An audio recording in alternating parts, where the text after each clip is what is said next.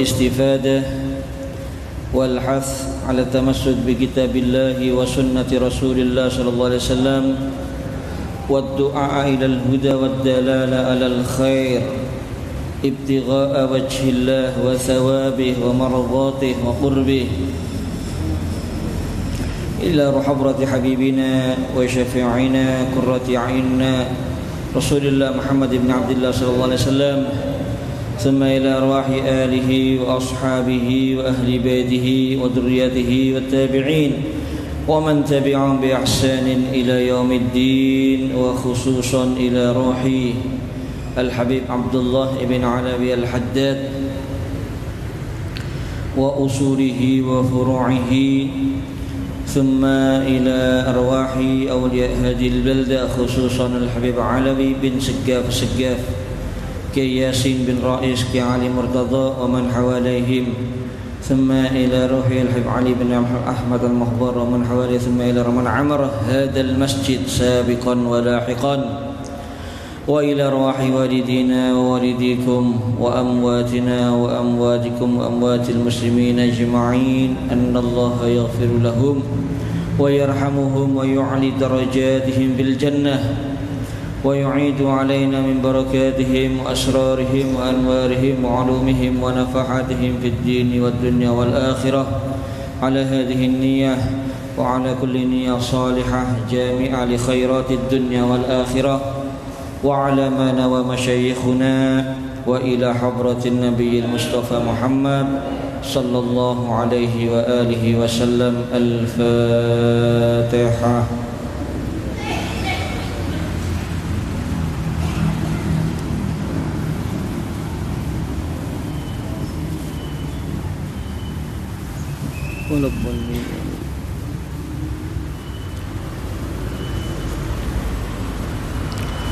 Assalamualaikum warahmatullahi wabarakatuh.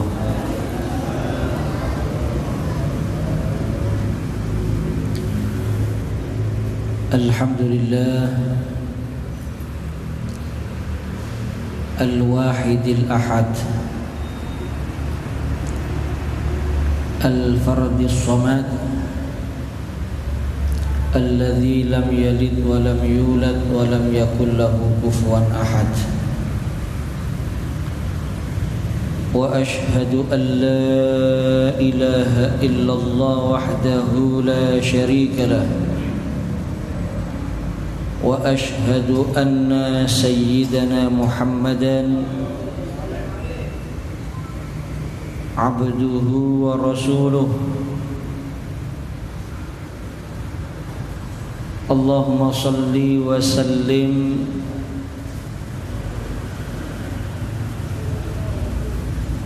ala nabiyil muayyad war rasulil mumajjad habibina wa syafi'ina qurrati a'yunina nuri qulubina Muhammad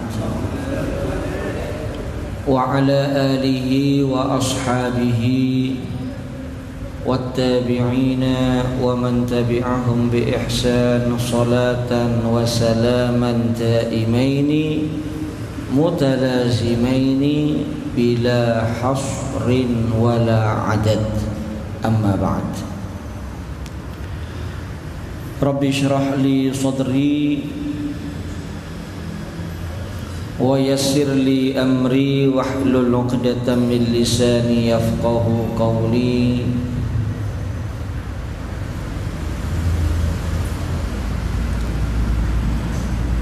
Yang saya hormati dan saya muliakan para asatid, para sesepuh, segenap takmir Masjid As-Segaf, hadirin yang dirahmati Allah Subhanahu wa taala. Alhamdulillah, pertama-tama marilah kita panjatkan rasa syukur kehadirat Allah Subhanahu wa ta'ala. Malam hari ini kita bersama-sama mendapatkan taufik, mendapatkan hidayah, sehingga hati kita tergerak, langkah kaki kita semuanya ringan, menghadiri majelis yang insya Allah penuh barokah, di tempat yang penuh barokah. Sholawat serta salam tak lupa marilah kita haturkan, kita hadiahkan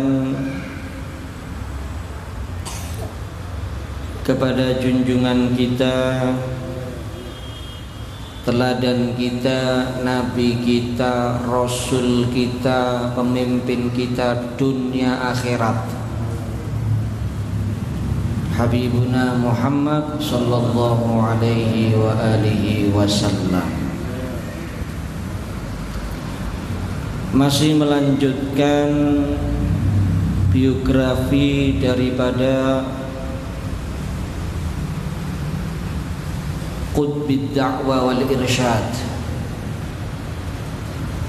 Al-Habib Abdullah ibn Alawi Al-Haddad radhiyallahu an wa nafa'ana bihi wa bi'ulumihi fid dharain amin. Beliau menghabiskan hidupnya untuk berdakwah dan segala macam metode dakwah yang bisa mengajak manusia itu bertakwa kepada Allah Subhanahu wa ta'ala, itu beliau gunakan atau beliau lakukan di masa hidupnya.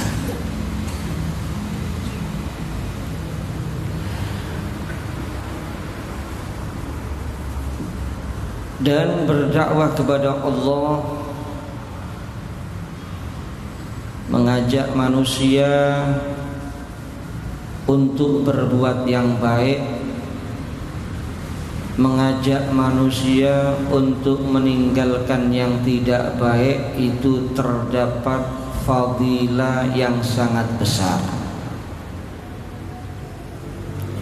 Dan setiap kita mukmin dan muslim punya kesempatan untuk berdakwah, para hadirin yang dirahmati Allah.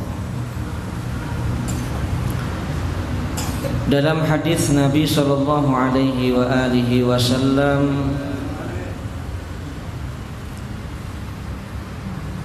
beliau bersabda, khairun nas anfa'uhum linnas.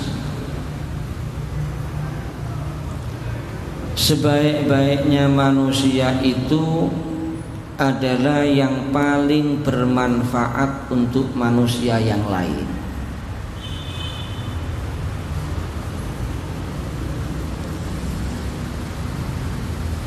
Dan begitulah kehidupannya Nabi sallallahu alaihi wasallam. Kanjeng Nabi niku selama hidupnya tidak pernah merugikan orang lain, tapi selalu bermanfaat untuk orang lain.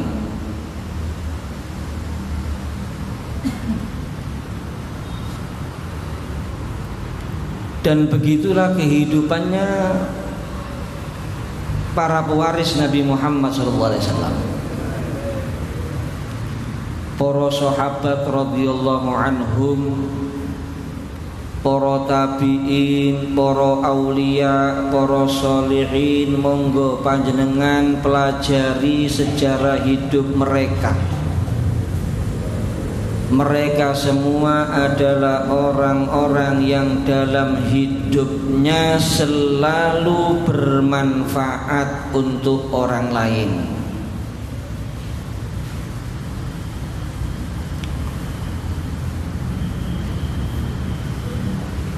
Bermanfaat untuk orang lain itu para hadirin bisa dengan berbagai macam hal. Qala ba'duhum, sebagian mereka para ulama menjelaskan, min ajallir rutab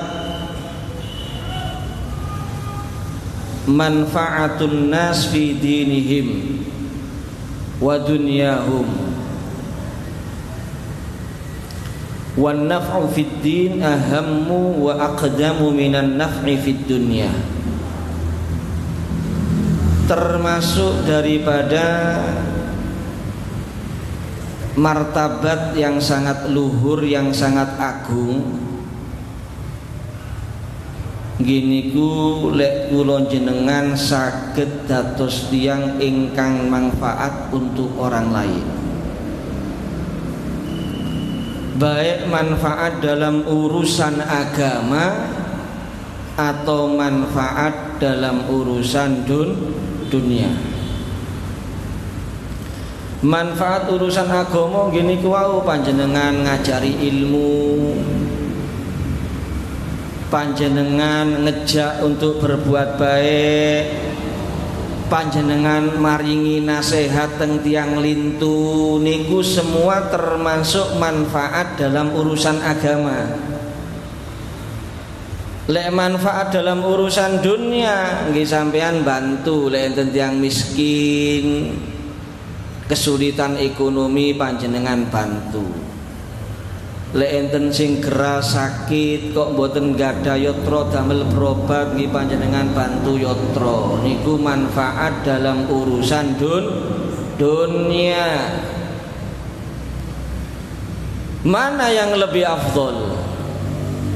Panjenengan maringi manfaat teng tiang lintu, manfaat agama nopo manfaat dunia sing lebih afdol?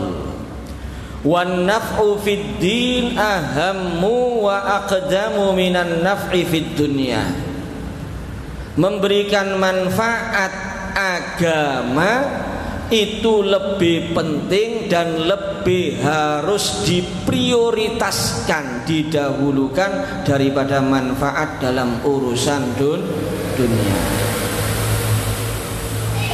Nek manfaat agama niki insyaallah panjenengan sedanten mampu. Kan ndak perlu bondo kan nggih.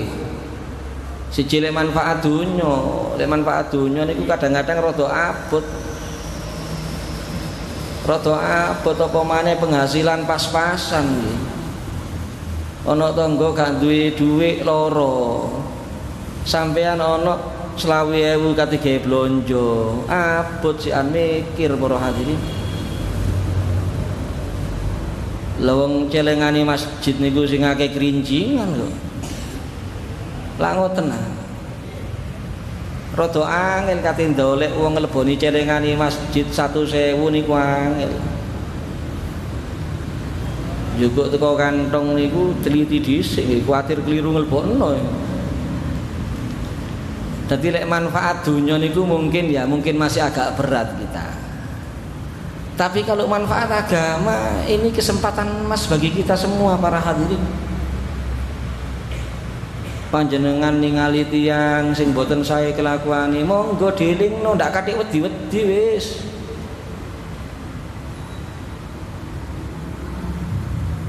Menasihati orang lain itu manfaat agama dan itu kita semua bisa melakukan. Kesempatan itu terbuka lebar.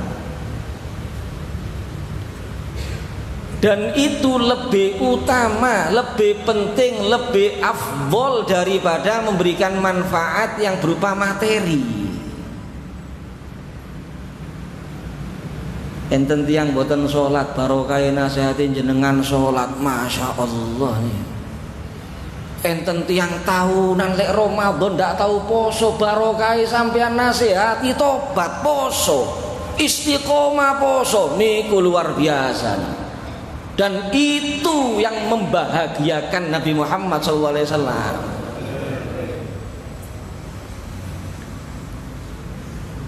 Walaupun semuanya itu juga dianjurkan ya, manfaat dengan harta juga penting. Le iso dua-duanya alhamdulillah, manfaat agama sekaligus manfaat dunia untuk manusia yang lain, itu sangat luar biasa. Dalam hadis yang lain Nabi Muhammad sallallahu alaihi wasallam beliau bersabda, ahabbun nasi ilallahi azza wa jalla anfa'uhum linnas.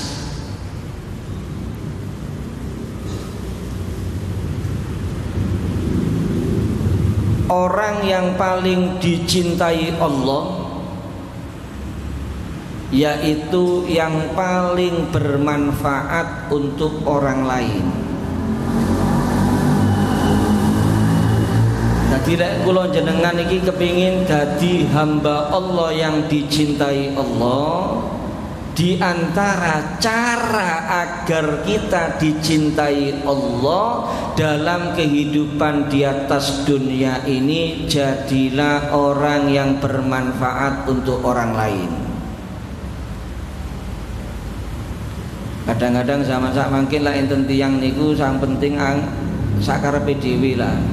Pokoknya aku enak gak urusan wong liya, cuek dengan orang lain. Nah itu jangan sampai seperti itu kita jadi manusia. Lek kepingin dados tiyang ingkang dicintai Gusti Allah, kita juga peduli, kita juga perhatian dengan kondisi dan keadaan orang lain. Napa malih kerabat, napa malih tetangga, napa malih kanca.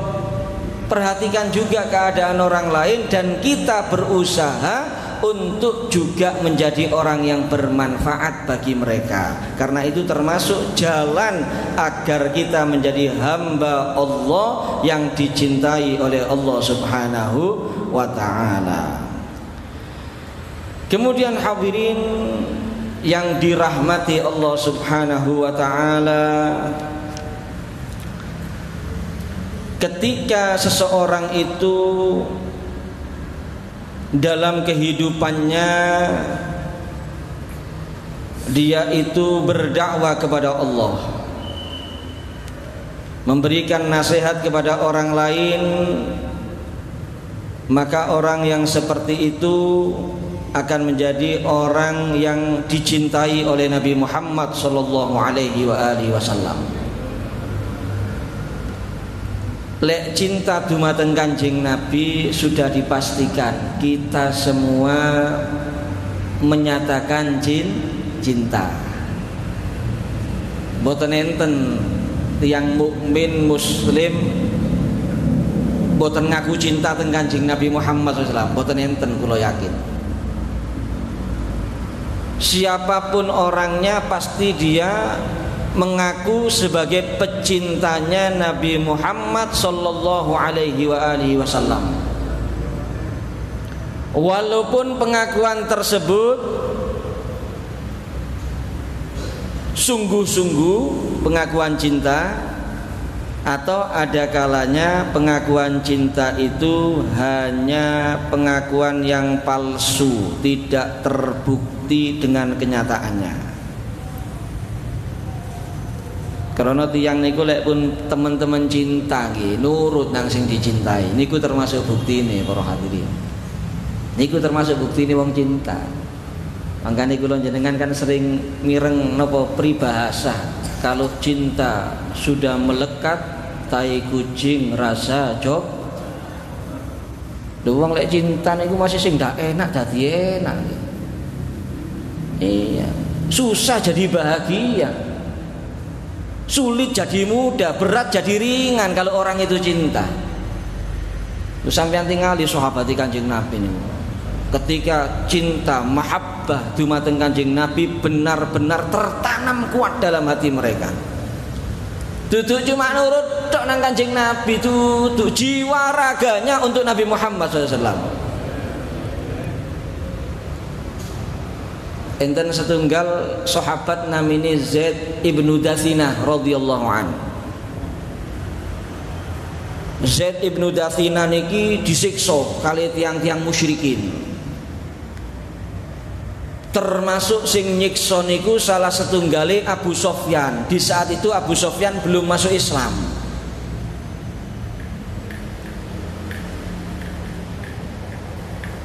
Sebelum dibunuh, Zaid ibnu Dathina itu ditawari, wahai Zaid, apakah kamu mau yang menggantikan posisimu untuk kami penggal lehernya Muhammad? Kamu saya bebaskan, kembali ke tengah-tengah keluarga kamu. Napa jawabannya Zaid ibnu Dathina ini? Kata beliau, demi Allah, Muhammad sekarang berada di tempatnya, kakinya tertusuk duri, sedangkan aku lagi duduk santai bersama keluargaku. Aku tidak ingin dengan itu dan tidak rela dengan itu. Kanjeng Nabi kecucuk ritok sikile, sedangkan aku duduk santai sama keluargaku. Aku nggak rela, apalagi mau menggantikan posisiku untuk kalian penggal. Ngoten jawabannya. Sehingga Abu Sofyan menyatakan apa? Wallahi ma ra'aitu ahadan minan nas yuhibbu ahadan ka hubbi ashabi Muhammadin Muhammadah. Katanya Abu Sofyan, saya nggak pernah melihat seseorang mencintai seseorang sebagaimana para sahabatnya Muhammad mencintai Muhammad.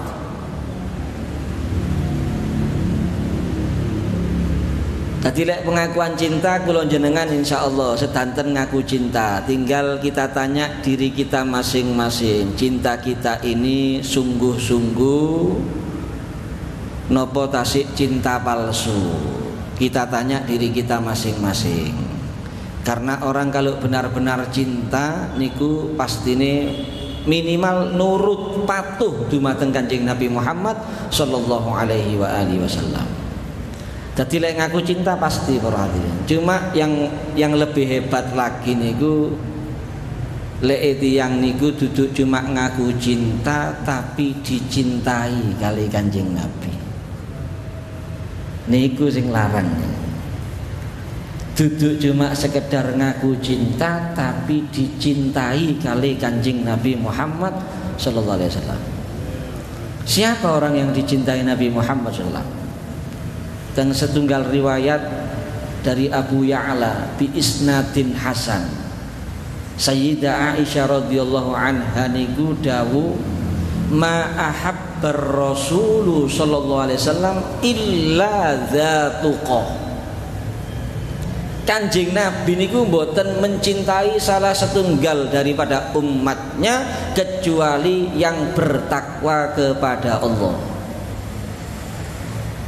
Dadi lek mboten sekedar ngaku cinta kepingine kula jenengan, tapi kepingin diakui oleh Kanjeng Nabi lan dicintai kali Kanjeng Nabi, maka dalam kehidupan di atas dunia niki monggo jadi orang yang bertakwa kepada Allah Subhanahu wa taala. Lebih dari itu lek kepingin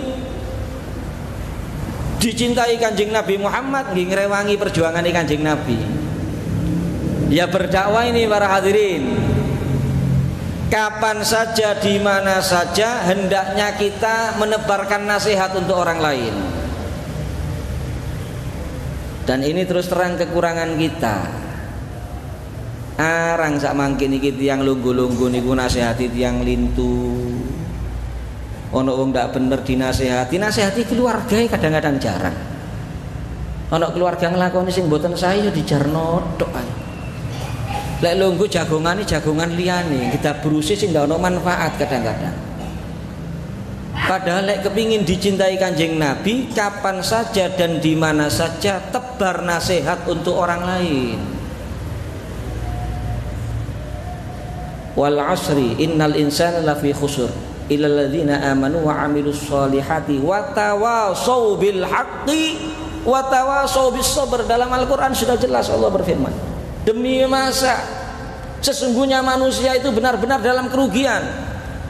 Kecuali siapa yang enggak rugi? Illal ladzina amanu, yang beriman, wa amilus sholihat, yang beramal soleh, wa tawasau bil haq wa tawasau bis sabr, saling mewasiati, menasehati dengan yang hak dan menasehati atau mewasiati dengan kesabaran.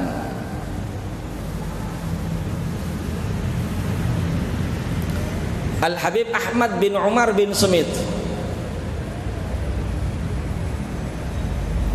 Al-Habib Ahmad bin Umar bin Smith niku diceritakan di antara keunggulan beliau itu sebetulnya tidak banyak ilmu dan tidak banyak amal, tapi beliau menghabiskan waktunya semuanya dalam dakwah ke masyarakat umum. Jadi Habib Ahmad bin Umar bin Smith niku tidak banyak ilmu, tidak banyak amal. Mungkin ibadahnya mboten kathah, ilmune nggih mboten begitu luas hebat, bukan. Tapi apa? Umurnya, waktunya, tenaganya semuanya dihabiskan untuk berdakwah, mengajak manusia, mengajak masyarakat untuk taqarrub kepada Allah, untuk bertakwa kepada Allah. Dan sekali lagi jangan dikira dakwah itu harus di masjid pengajian koyok ngeten iki ndak. Masih sampean jagongan santai niku saged dakwah. Sampean lunga numpak bis ngejak cerita-cerita sing pinggire sampean dakwah nggih saged. Di mana saja kita ini bisa berdakwah. Enggak harus resmi di podium, tidak para hadirin.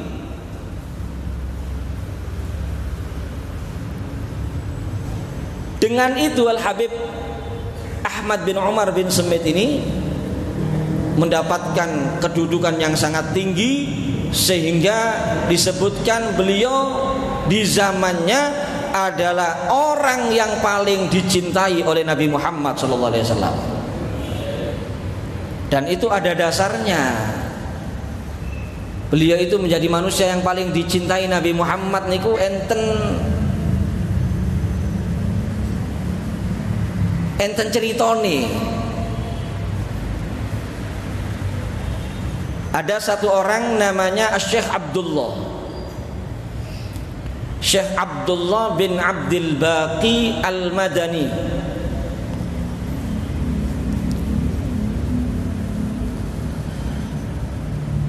Ini Syekh Abdullah bin Abdul Baqi Al-Madani kana mimman yajtami'u bin nabi yaqadatan.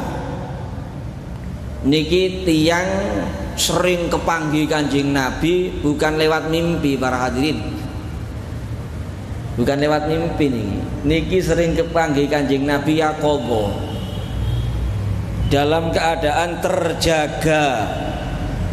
Dan itu banyak para aulia yang seperti itu, banyak. Al-Habib Abu Bakar bin Muhammad As-Segaf niku teng manakipe nggih nate ditekani Kanjeng Nabi, rangkul-rangkulan Nabi Kanjeng Nabi Muhammad SAW.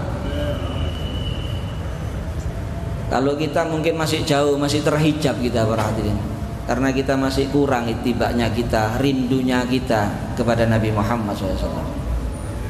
Mimpi sepisan kadang-kadang sik durung nek kula jenengan iki para hadirin. Nggih mudah-mudahan diparingi kesempatan kali Gusti Allah.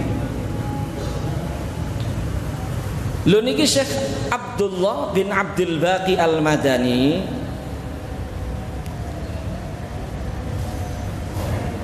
tiap ada tamu yang datang dari Hadramut ke tempat beliau, beliau mengatakan khabbiruni anis Sayyid Ahmad bin Umar bin Smith ma amaluhu wa ma sya'nuhu.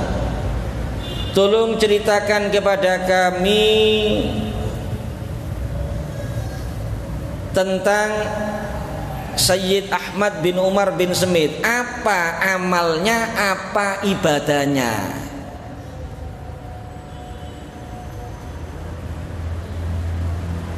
Kenapa kok pingin ceritanya Habib Ahmad? Beliau kata beliau, fa inni lam ajtami' bin nabi illa wa asma'uhu yamdahuhu katsiran wa yuthni alaihi sana'an 'aziman. Kata Syekh Abdullah, saya ingin tahu ceritanya Habib Ahmad bin Umar bin Smith ini, apa amalnya, Apa keistimewaannya? Karena setiap saya bertemu Nabi secara terjaga, Kanjeng Nabi niki nyeritakno muji-muji, ngelem-ngelem dengan pujian yang luar biasa kepada Habib Ahmad bin Umar bin Smith ini. Pingin tahu dia rahasianya apa amalnya? Dijawab kali orang-orang Hadramut sing kenal kali Habib Ahmad niki, sya'nuhu wa daidanuhu ad-da'watu ilallah wal amru biha. Kebiasaan beliau, amalannya beliau tiap harinya dakwah kepada Allah dan memerintahkan orang lain berdakwah. Selain beliau berdakwah, ngajak orang yang diajak disuruh berdakwah juga. Itu kebiasaan beliau. Sehingga menjadi orang yang sangat dicintai oleh Nabi Shallallahu Alaihi Wasallam. Oleh karena itu hadirin, monggo melalui momen bulan Rabiul Awal, kalau kita pingin bukan cuma sekedar mengaku mencintai Nabi Muhammad, tapi kita ingin juga dicintai Nabi Muhammad, hiasi diri kita dengan takwa kepada Allah. Kemudian mari jadi orang yang bermanfaat untuk orang lain, khususnya manfaat agama, berdakwah, mengajak mereka ke jalan Allah Subhanahu wa taala. Ini saja, kurang lebihnya mohon maaf. Wassalamualaikum warahmatullahi wabarakatuh.